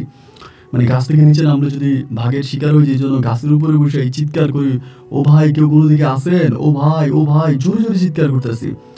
এত জোরে চিৎকার করি ভাই আমার চিৎকার শব্দ কেউ শুনতে পায় না, মানে কেউই আমার চিৎকার শব্দ শোনে না। আমি আমার মানে পুরো শরীরটা দিয়ে চিৎকার করতেছি। তাই দেখলাম যে কেউ শোনে না, দেখতে প্রায় আরও 2-2.5 ঘন্টার মতো কেটে গেল। চিন্তা করলাম সারাদিন যদি আমি এখানে বসে থাকি তো লাভ কি, এখান থেকে নামার পরে আমাকে তো বাড়ি পর্যন্ত যেতে হবে, তা আমি সারাদিন এখানে বসে থাকবো, এতে তো কোনো বেনিফিট নাই, কোনো লাভ নাই। এই চিন্তা ভাবনা করে আমি তখন ভাবলাম যে ভাগ্য তো আমার এমনিও খারাপ অমনিও খারাপ, ভাগ্যের চিন্তা করে তো লাভ নাই, মরে যদি যাই তো গেলাম, আল্লাহর উপরে জীবন সঁপে দিলাম। এই কথা চিন্তা করে আমি তখন নেমে গেছি গাছ থেকে, নেমে আল্লাহ নামের উপরে নতুন একটা পথ ধরে আবার হাঁটতে শুরু করলাম, যে দেখি আমি ওইখান থেকে বেরোতে পারি কিনা। হাঁটতে ভাই আবার সে বিকাল হয়ে গেছে। সুন্দর কিছুক্ষণ আগ মুহূর্তে আলহামদুলিল্লাহ আমি হঠাৎ করে একটা মহিলাকে দেখতে পেলাম। একটা মহিলা কি জানি করতেছে, মানে সুন্দরবনের ভিতরে কি জানি কুড়াচ্ছে। পরে মহিলাটা দেখে আমি তখন সালাম দিলাম, উনি তখন আমার দিকে তাকাইলো। আমার বললো আপনি কি? আমি বললাম মানে আমি তো পথ হারাই ফেলছি, আমি খালামার গ্রামের নাম বলি যে আমি অমুক গ্রামের, তা আমি তো পথ হারাই ফেলছি। বলি এটা তো বহু দূরে, এখান থেকে আপনি এখানে কীভাবে আসছেন, এখান থেকে আপনি এত দূরে কীভাবে আসছেন? আমি বললাম আমি কালকে মানে দুপুরবেলা পথ হারাই ফেলি, কালকে দুপুর থেকে এই পর্যন্ত হাইটে আমি এইভাবে আসছি। পরে মহিলা আমার দিকে তাকে হাসি দিয়ে দিছে, হাসি দিয়ে আমার বলতেছে কি বলেন আপনি, আপনি যে জায়গার কথা বলেন ওই জায়গা থেকে এখানে হাইটে আসতে 2 দিন লাগে, 2 থেকে 3 দিন লাগবে। আপনি কি বলেন, আপনি 1 থেকে 1.5 দিন এখানে হাইটে চলে আসছেন? আমি বললাম দেখেন আমার খুব ক্লান্ত পাইছে, অনেক তৃষ্ণা পাইছে, আমাকে একটু পানি দেওয়া যাবে? আমি আর নিঃশ্বাস নিতে পারতেছি না, আমার গলাটা পুরো শুকিয়ে গেছে। পরে আমার বল আচ্ছা ঠিক আছে এদিকে আসেন। পরে তিনি আমাকে তার সাথে তার বাড়িতে নিয়ে গেল। তার বাড়িটা সুন্দরবনের পাশেই একটা জায়গার ভিতরে, মোটামুটি খুবই নির্জন, শুধু তার ঘরটাই আছে। ওই ঘরের মধ্যে আমাকে আমি তখন নিয়ে গেল। নিয়ে যাওয়ার পরে আমি তখন এখানে বসছি ঘরের দরজায়। পরে উনি আমাকে একটু পানি এনে দিল। আমি তখন পানিটা খাইলাম। পানিটা খাওয়ার পরে আমি বললাম যে আপনি যে আমাকে পানি দিলেন, আপনারা এখানে থাকেন, এটা আপনাদের বাড়ি? বলে হ্যাঁ আমরা এখানেই থাকি। আমি বললাম আশেপাশে ঘন জঙ্গল, কোনো মানুষ নেই, কিছু নেই, এরকম নির্জন জায়গার মধ্যে আপনারা থাকেন? বলে হ্যাঁ আমরা এখানেই থাকি, মানুষ আমাদের ভালো লাগে না, মানুষের বসতির মাঝে থাকতে ভালো লাগে না, এই জন্য আলাদা ঘর বানিয়ে আসি। এই কথাটা বলি উনি কারা জানে ডাক দিয়ে বলতেছে ওনার একটু পিঠা দে, জবা বলে একটা নাম, বলে জবা ওনার একটু পিঠা দে। এটা দেওয়ার পরে খুবই সুন্দর রূপসী একটা মেয়ে আমার জন্য কিছু পিঠা নিয়ে আসছে। কিছু ধরেন আপনার পিঠা এই টাইপের কিছু শুকনা পিঠা এই আমাদের বলে, এগুলো আমার হাতে দিতে মেয়েটার দিকে তাকাইলাম, অনেক সুন্দর, এত সুন্দর মেয়ে আমি মনে হয় জীবনও দেখি নাই। আমি পিঠাটা খাইলাম। খাওয়ার পরে আস্তে আস্তে করে দুপুর ঘনিয়ে আসতেছে। মহিলা আমার খাওয়ার আয়োজন করতেছে, আমার খাওয়ার দাওয়া দিল, বলো আপনি খাওয়া দাওয়া করেন। দুপুরবেলা, এবং দুপুরবেলা আমি খাইছি ওনাদের সাথেই খাইছি। ওনারা পাশের রুমে খাইছে, আমি এই রুমে খাইছি। তো ওনারা যে পাশের রুমে খাইছে ভাই, একটা কথা আমি বলি, আমার কাছে মনে হয় ওরা হাড্ডি চাবাইতে আছে, মানে কুকুরে হাড্ডি খেলে যেরকম শব্দ হয় না, এরকম শব্দ ওই রুম থেকে আসতেছিল। এরপর ওনারা কী কী খায় আমি তো জানি না, আমি আমার রুমে খাবারটা খাইলাম। খাবারটা খাওয়ার পর আমি বললাম যে আমি তো চলে যাই। উনি বলে কীভাবে যাবা, তুমি কি পাগল, তুমি যেই রাস্তা দিয়ে যাবা, মহিলা বলতেছে যে তুমি যেই রাস্তা দিয়ে যাবা ওই রাস্তাতে ভাগের আনাগোনা প্রতি সেকেন্ডে সেকেন্ডে, তুমি আসছো কীভাবে সেটাই তো আল্লাহই ভালো জানে, তুমি তো এখানে ফিরে আসার কথা না।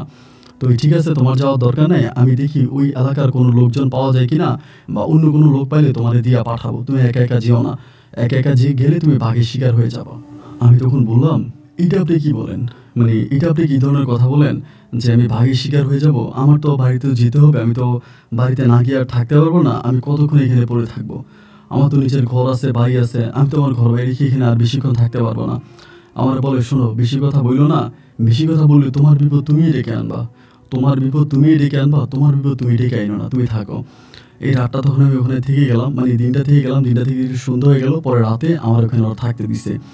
তো থাকতে দিছে ভাই, আমি তো টেনশনের মধ্যে পড়ে গেলাম, কার বাড়িতে আছি, কার ঘরে আছি, আমি তো মানুষ চিনি না, এই জায়গার মধ্যে আছি। পরে থাকার পরে দেখলাম যে ওই যে ঘরের একটা মেয়ে ছিল, নাম হচ্ছে আপনার জবা। এই জবা মেয়েটা দেখলাম, মানে আমার যে ঘরের মধ্যে আছে ওই ঘরের একটা জানালা আছে, মোটামুটি অনেক পুরনো এবং ভাঙা টাইপের। ওই জানালা দিয়ে আমি দেখি মেয়েটা বাইরে বসে আছে। তো মেয়েটা বাইরে বসে আছে এবং বসে বসে কী জানি করতেছে, মানে হাত দিয়ে কী জানি করতেছে। তো আমারও ঘুম আসতেছে না, এবং আমি চিন্তা করলাম বাসা থেকে, ঘর থেকে একটু বেরোবো, বেরোয় গিয়ে মেয়েটার সাথে একটু কথা বলবো। আবার ভাবতেছি যে চিনি না জানি না, অপরিচিত জায়গা, মেয়ে আবার কি বলে। আমার মাথার মধ্যে এটাও আসলো যে আমি তো তাদের মেহমান, আমি তো তাদের বাড়িতে আসছি, আমি তাদের মেহমান, তো আমারই আর কি বলবে, আমারই আর কি বলবে, আমি তাহলে যাই। এই চিন্তা ভাবনা করে আমি তখন আস্তে আস্তে করে এই মেয়েটার বাড়ির ভিতরের দিকে রওনা দিলাম। মানে এই মেয়েটার ঘর থেকে বেরোলাম, ঘর থেকে বেরোয়ার পরে দিয়ে মেয়ে ওখানে বসে আছে। আমি পিছন থেকে বললাম যে আপনি কি করেন এখানে? এই বলার পরে মেয়েটা আমার দিকে তাকে একটা মুচকি হাসি দিল। তো অনেক প্রখর চাঁদের আলো ছিল, কিন্তু চন্দ্রিমা রাত ছিল। পরে আমার বলে, আপনি ঘুমান নাই? আমি বললাম, না আমি ঘুমাই নাই। পরে বলে, কে ঘুমান নাই কেন? আমি বললাম, আর ঘুম আসতেছে না। আপনারা কেমনি এরকম একটা নির্জন জায়গার মধ্যে আপনি আর আপনার মা মিলে থাকেন, আপনাদের ভয় লাগে না? বলে, আমাদের ভয় লাগে না। আমি বললাম, কেন ভয় লাগে না কেন, আপনারা ভয় পান না? বলে, না আমরা কোনো ভয় পাই না। তা আপনি যান, ঘুমিয়ে যান। আমি বললাম, আপনি ঘুমাবেন না? বলে, আমি ঘুমাবো আরও পরে, আমি এখানে বসে আছি, আমার ভালো লাগতেছে। তাই আমি বললাম, আপনি যেহেতু ভালো লাগতেছে বসতে, আমারও না ঘরের ভিতরে ভালো লাগতেছে না, আমি কি আপনার সাথে একটু বসবো? বলে, বসলে বসেন, যদি আপনার বসতে ইচ্ছে হয় তাহলে বসেন। পরে আমি বসছি ওর সাথে। বসার পরে আমি বললাম, আপনার নাম কি? বলে, আমার নাম জবা। তাই আমি বললাম, আপনার আব্বা কই? বলে, আমার আব্বা সুন্দরবনে মধু আনতে গিয়ে মারা গেছে। আমার আব্বা এরকম মধুই আনতো এবং ভাগের কামড়ে আব্বা মারা যায়। পরে আমি বললাম, ও আচ্ছা, আপনার আব্বা মারা গেছে? বলে, হ্যাঁ আব্বু মারা গেছে। তাই বলে, আপনাদের ভরণ পোষণ খাওয়া দাওয়া এগুলো কে দেয়? বলে, আমার মাই। আমার মা সুন্দরবন থেকে এইটা ওইটা আনে, এনে বিক্রি করে লোকের মাধ্যমে আমাদেরকে দেয়। তাই বললাম, এখানে তো কোনো লোক দেখি না। বলে, এদিক দিয়ে সামনে দিয়ে গেলে অনেক বড় বাজার আছে, এদিক দিয়ে হাঁটে গেলে বাজার আছে, ওই বাজারে আমার মা লোক নিয়ে যায়। তাই বললাম, তাহলে আমার আম্মা, আপনার আম্মা আমাকে যেতে দিল না কেন? আমি যদি এদিক দিয়ে হাঁটে সোজা চলে যেতাম, তাহলে বাজারে গেলে তো আমি কিছু করতে পারতাম। পরে আমার বলে, আসলে আমরা এখানে একা থাকি, তো আপনি আমাদের মেহমান হিসেবে আসছেন, এই জন্য আম্মা আপনাকে যেতে দিচ্ছে না। আপনি আসেন দেখে আমাদের ভালো লাগতেছে, আপনার কি খারাপ লাগতেছে? থাকেন না আমাদের বাড়িতে কয়টা দিন, বেড়াইয়া যান। আমি তখন বললাম, আসলে একটা কথা বলবো, কিছু মনে করেন না, আপনাদের বাড়ি থেকে না আমারও না যেতে ইচ্ছে করতেছে না, আপনাদের বাড়ি থেকে আমারও যেতে ইচ্ছে করতেছে না, আপনাদের বাড়িটা আমার খুব ভালো লেগেছে। পরে মনে বলে, যদি আমাদের বাড়িটা এতই ভালো লাগবে, আমাদের বাড়ি থেকে যেতে ইচ্ছে করে না, তাহলে যাওয়ার জন্য এরকম পাগলামি করতেছেন কেন? থাইকে যান। আমি বলি, কতদিন থাকবো? বলে, যতদিন আপনার ইচ্ছা। আমি বলি, আপনার মা যদি বিদায় করে দেয়, বা আপনি যদি না যান, আমার মা আপনাকে কখনোই বিদায় করবে না, আমার মা আপনাকে কখনোই বিদায় করবে না, ওইটা আপনি নিশ্চিত থাকেন। আমি বললাম, সত্যি আপনার মা আমার বিদায় করবে না তো? বলে, না আমার আম্মা কখনোই বিদায় করবে না, আপনি থেকে যান। আমি তখন ওখানে থেকে গেলাম। ওরা কী করে না করে এটা আমি জানি না। আমি খাচ্ছি, বসে আছি, এরকম করতে করতে কত দিন যে আমি ওখানে ছিলাম কোনো হিসাব নাই। এবং এইভাবে সময়গুলো কাটতে কাটতে ওই জবা মেয়েটার সাথে আমার একটা ভালো সম্পর্ক হয়ে যায়, একটা ভালো সম্পর্ক হয়ে যায়, খুবই মধুর একটা সম্পর্ক হয়, যে সম্পর্কটাকে আপনি এক কথায় প্রেম ভালোবাসা বলতে পারেন। এবং প্রেম ভালোবাসার একটা সম্পর্ক হয় মেয়েটার সাথে। সম্পর্ক হওয়ার পরে আমি তখন জবারে বললাম যে, জবা, মানে অনেক দিন ওখানে প্রায় সপ্তাহখানিক থাকার পরে আমি বললাম, জবা, তুমি তো এখানে পড়ে আসো, তোমার মাও তোমার সাথে আছে, এবং তোমাদের সাথে আমি আজকে এতদিন ধরে ছিলাম, তোমরা আমার আদর আপ্যায়ন, একজন মেহমানকে যেভাবে আদর সমাদর করা দরকার, আমাকে অনেক ভালোভাবে করছো, মানে আমার কোনো কিছুতে কোনো কষ্ট দেওয়া নাই এবং প্রচণ্ড রকমের ভালো আচার আচরণ ভালো ব্যবহার আমার সাথে করছো এবং তোমাদের আচার আচরণ ব্যবহারে আমি খুবই মুগ্ধ, আমার খুব ভালো লেগেছে। তা জবা আমি কি তোমার একটা কথা জিজ্ঞেস করবো? আমার বলে হ্যাঁ করেন। আমি বললাম তোমারও তো আমার খুব ভালো লাগে, তোমার সাথে আমি কথা বলি, তুমি আমার সাথে কথা বলো, আমাদের দুজনের মাঝে একটা ভালো সম্পর্ক। তা আমি যদি এখান থেকে চলে যাই তুমি কি আমার সাথে যাবা? ও তখন আমার দিকে তাকাইছে, তাকায় থেকে বলে আপনি আমাকে নিয়ে যাবেন? আমি বললাম তুমি যদি যেতে চাও তাহলে তো অবশ্যই নিব। বলে আপনি আমাকে কোথায় নিয়ে যাবেন? আমি বললাম কোথায় নিয়ে যাবো মানে? আমার বাড়িতে নিয়ে যাবো। বলে আপনার বাড়ি কই? আপনার বাড়ি তো দুইটা। আবার আমার আগের বউ, আমার আগের সংসার বা আমি এগুলো সব কিছু ওর কাছে কিন্তু সব কিছুই বলছে, উনি সব কিছু জানতো। তো পরে আমাকে বলে যে আপনি আমাকে কোথায় নিয়ে যাবেন, খালার বাড়িতে না নিজের বাড়িতে? আমি বললাম না অবশ্যই নিজের বাড়িতে নিয়ে যাবো, খালার বাড়িতে কেন নিয়ে যাবো? পরে আমাকে বললো তা আপনার আপনার আগের বউ যদি চলে আসে, আপনার আগের বউ যদি জিনের এখান থেকে চলে আসে? আমি বললাম আমার আগের বউ আসবে না, আর আমার আগের বউ আসলে আসুক না আসলে না ওইটা পরে, আমার আগের বউ আসলেও আমি ওর সাথে সংসার করবো না, আমি তোমার বিয়ে করে তোমার সাথে থাকবো। ও তখন হাসতেছে, হাসতে হাসতে বলে আচ্ছা ঠিক আছে, আচ্ছা ঠিক আছে সমস্যা নেই, দেখা যাক, আমি আপনার সাথে থাকি বা না থাকি আপনাকে দিয়ে আসার জন্য হইলেও আমি যাবো, কারণ আমার মা অন্য কার সাথে আপনাকে পাঠাবে না। আমি বললাম তাহলে চলো তুমি কালকে আমার সাথে চলো, বলে দেখি মারে বলে দেখি। এরপরে ও ওর মারে বলতেছে মা আমি গিয়া ওনার এই দিক থেকে ওনার রাস্তা দেখাই দিয়ে আসি, উনি চলে যাক। ওর মা তখন আমারে বলে ক্যা বাবা তোমার আর থাকতে ইচ্ছে করে না? আমি বললাম আমার আর থাকতে ইচ্ছে করে না, আমার আর ভালো লাগে না, আমি এখান থেকে চলে যাব। পরে উনি বলে আচ্ছা ঠিক আছে যদি চলে যাও তাইলে আর কি আর করো, অনেকদিন তো ছিলা, ভালো লাগছে, আরও থাকলে ভালো লাগতো, ঠিক আছে ফার্মিটা তোমার দিয়ে জবা তোমাকে দিয়ে আসবে। এই কথা বলার পরে ওই দিন দুপুরবেলায় আমি তখন জবার সাথে রওনা দিলাম। জবার সাথে রওনা দিলাম যে আমি এখান থেকে চলে যাব, জবার সাথে রওনা দিছি, আমি এখান থেকে বেরিয়ে গেছি, মানে ওই জঙ্গল থেকে বেরিয়েছি, বেরোয়ার পরে হাঁটতেছি হাঁটতেছি হাঁটতেছি হাঁটতেছি, মানে কোনো কিছু পাই না, হাঁটতে হাঁটতে হাঁটতে হাঁটতে অনেক দূর পর্যন্ত হাঁটছি। হাঁটার পরে আমি বললাম জবা তুমি আমার সাথে আমার বাড়ি পর্যন্ত যাবা? তো বলে হ্যাঁ যাবো, আমি তো চলে আসছি আপনার সাথে যাওয়ার জন্য। দেখেন এইভাবে হাঁটতে হাঁটতে অনেক আসার পরে পরে আমি একটা বাস পাই। তো ওই বাসের মধ্যে উঠে আমি আর ওই আমার খালার বাড়িতে গেলাম না, আমি ডিরেক্টলি ওর নিয়ে আমার বাড়িতে যাবো, যেটা আমি ওর কথা দিয়েছিলাম, আমি ওরা আমার বাড়িতে নিয়ে যাবো। আমি তখন আমার বাড়ির পথে রওনা দিলাম। হাঁটতে হাঁটতে হাঁটতে হাঁটতে অনেক পরে আমি তখন মানে বাসে করে গিয়ে তখন মেন স্টেশনে গিয়ে ওইখান থেকে আমি তখন ওরা নিয়ে বরিশালে রওনা দিছি। রাত্রে যেতে যেতে আমার বাড়িতে প্রায় রাত্রে 10টার মতো বাজছে। রাত 10টার মতো বাজার পরে আমি বাড়িতে গেছি। আমার মা তো আমার দেখে অবাক। আমার মানে যারা আছে পরিবারের সবাই, আমার ভাই বোন যারাই ছিল ওরা তো সবাই আমার দেখে অবাক, কিরে ভাইয়া এত এত এত বছর পরে কারে নিয়ে আসছে। পরে আমার আম্মা বলে এটা কে? আমি বললাম মা ওর নাম হচ্ছে জবা, আমি ওরে পছন্দ করি, আমি ওরে নিয়ে আসছি, ওর বাড়ি হচ্ছে খুলনাতে সুন্দরবনের দিকে। আমার আম্মা বলে তো মেয়ের বাপ মা? আমি বলে যে মেয়ের বাপ মারে ফালেও আমার সাথে চলে আসছে, অ্যান্ড তুমি ওর সাথে আমার বিয়ের ব্যবস্থা করো। আমার মা বলে রাতের বেলায় কিসের বিয়ের ব্যবস্থা করবো, দিনের বেলায় দেখা যাক। তাই তুই আশ্চর্য যেহেতু তুই গোসল কর, খাওয়া দাওয়া কর। পরে আমি গোসল করলাম, খাওয়া দাওয়া করলাম, জবা আমার সাথে বসে আছে, ও খাওয়া দাওয়া করছে। করার পরে ও তখন আমার সাথে রাতের বেলায় শুইতে গেল। আমি তখন আমার ঘরে আমি তখন ঘুমাইতে গেলাম। রাতের বেলায় ঘুম আসতেছে না, সকালবেলা আমার মা তখন এসে আমার বলতেছে যে মেয়েটার সম্বন্ধে তুই কোনো কিছু জানিস? আমার কাছে কিন্তু মেয়েটার ভালো মনে হয় না। আমি বললাম কেন? বলে মেয়েটা রাতের মধ্যে 100 বারের উপরে বাইরে গেছে। আমি বললাম মা ও একটু বাইরে যা, রাতের বেলা বাইরে থাকতে পছন্দ করে গেছে, আচ্ছা সমস্যা নাই বাদ দাও, তুমি কি কাজে আনছো? মা আমার বলে তো কাজে এনে আমি বিয়ে পড়াবো কেমন, মেয়ের কোনো ঠিকানা জানোস? আমি বলি এমনি কলমা পড়াই দিলে হবে, হুজুর ডেকে আনো। পরে দুপুরবেলা আমার আব্বা তখন করলো কি মসজিদ থেকে এক হুজুর ডেকে আনছে, এবং হুজুর ডেকে আনার পরে ওই হুজুরে তখন ওর সাথে আমাকে কলমা পড়াই দিল, শুধু শেওরা যেটা বলে কলমা, ওই কলমা পড়াইছি। কলমা পড়ানোর পরে হুজুর চলে গেছে। আমার মা তখন বলতেছে লোকে লোকে জানাজানি দরকার নাই, কারণ এটা যদি বাইরের লোকজন জানতে পারে তো শ্বশুর বাড়ির ফার্মিতার বাপ্পা জানলে তারা চলে আসবে এবং তারা ঝামেলা করতে পারে, তাই এই কাউরে জানানোর দরকার নেই। পরে আমি বিয়ে করছি। করার পরে ওই রাতের বেলায় তখন আমার আম্মা আমার ছোটো বোন আসছে তার শ্বশুরবাড়ি থেকে, পরে বাসর ঘর রেডি করলো। বাসর ঘরের মধ্যে আমি গেলাম, তো এতদিন পর্যন্ত আমার সাথে আছে বা আমি কিন্তু দেখে কিন্তু পায়ে সবসময় আপনার মোজা পরে থাকতো, একদম পা অনেক পর্যন্ত মোজা পরে থাকতো। তো ওই যে বাসর ঘরে যখন ওই মোজাটা খুললো, আমি দেখলাম কি ওর পায়ের মধ্যে এত বড় বড় লোম। আপনার গরুর পায়ে যেরকম খরম হয় না, গরুর পায়ে যেরকম আপনার ঘোড়ার পা যেরকম হয় অনেকটা, কিছুটা ঘোড়ার পায়ের মধ্যে যেরকম খরম টাইপের থাকে, এরকম খরম টাইপের, মানে ইয়ের মতো আপনার এই কি বলে নখগুলো অনেক লম্বা লম্বা, ইভেন হচ্ছে আমার পায়ের মধ্যে এরকম পশম। এগুলো দেখার পর আমি বললাম কি ব্যাপার জবা তোমার পা এরকম কেন? আমাকে বলে কোনো সমস্যা নেই, আমার পা এমনিতেই এরকম, আমি এরকমই।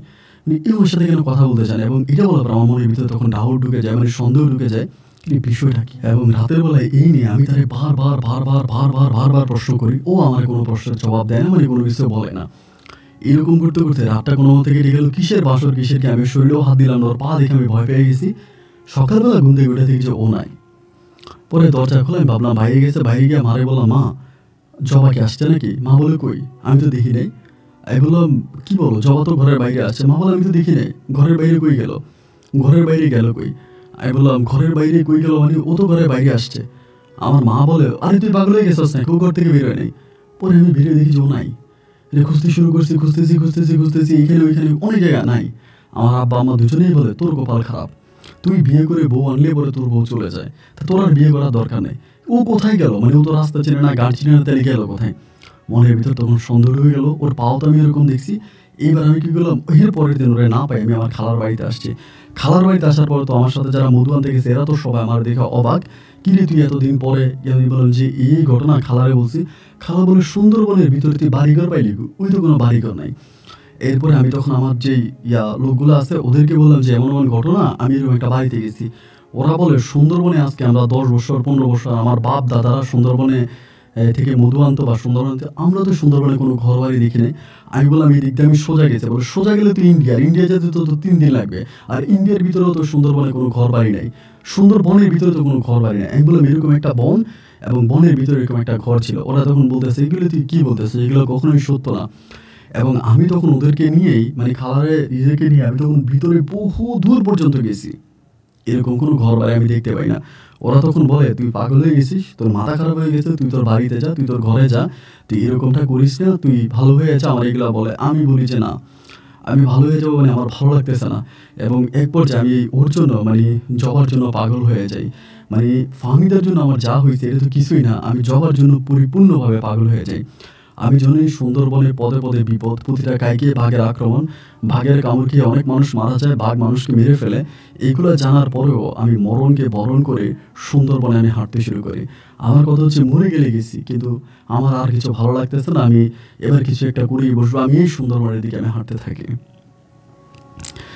সুন্দরবনের দিকে হাঁটতে থাকি, একে একে একে একে একে একে আমি একে একে হাঁটি। আমার মানে তখন আমি আপনাকে সত্য কথাটা বলি, আমার ইচ্ছে হচ্ছে যে আমাকে বাঘে নিয়ে যাক, আমি মরে যাব।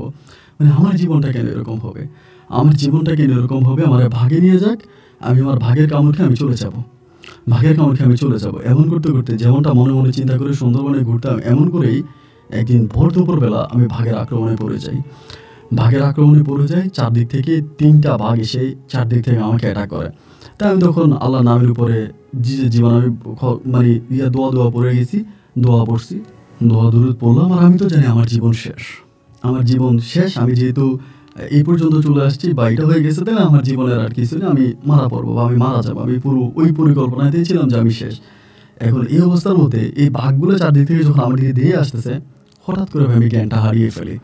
মানে আমার মানে মেমোরি লস করে আমি জ্ঞান হারিয়ে ফেলি। জ্ঞান হারিয়ে ফেলার পরে অজ্ঞান হয়ে যাই, এবং অজ্ঞান হয়ে যাওয়ার পরে কতক্ষণ অজ্ঞান থাকি জানি না। এবং জ্ঞান ফেরার পরে আমি দেখি আমি সুন্দরবনের বাইরে, মানে সুন্দরবনের বাইরে একটা জায়গার মধ্যে আমাকে শোয়াই রাখা হয়েছে। এবং যখন শোয়াই রাখা হয়েছে তখন আমি বুঝে যাই যে কিরে, তাইলে তো মানে আমি তো তাহলে তো মনে হয় আমার সাথে কিছু না কিছু ও মনে হয় আমরা এখনো ফলো করে। মানে আমি তো বুঝে গেছি তখন জবা কোনো মানুষ ছিল না, অন্য কিছু ছিল। তা ও মনে হয় আমার ফলো করে, নিলে বাঘগুলো আমাকে আক্রমণ করলো চারদিক থেকে।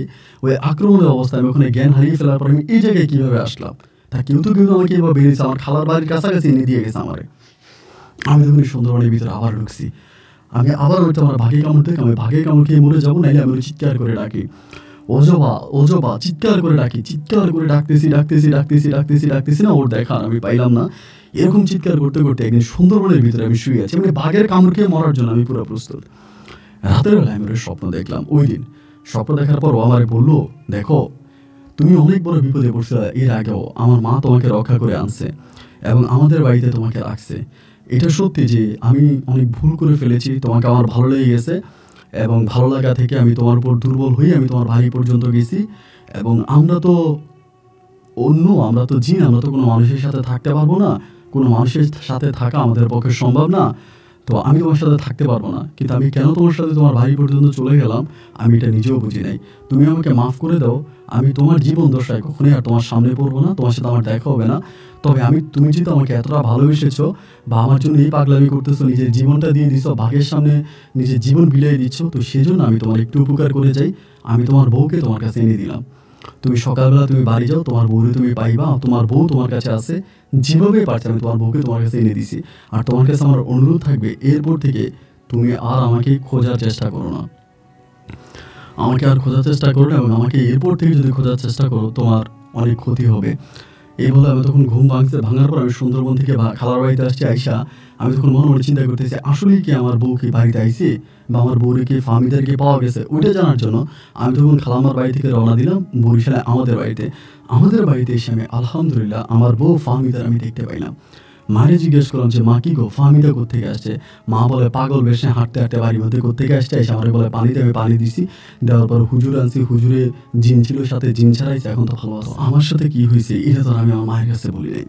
মায়ের কাছে বলি না, ফার্মিদার বাবা মা আসছে, ওরা ওরে সাবাযত্ন করতেছে এবং ঠিকঠাক করে তাবিজ তোমার পরে পরে ফার্মিদার সাথে পুনরায় আমার আবারও সংসার করাইতে দিল।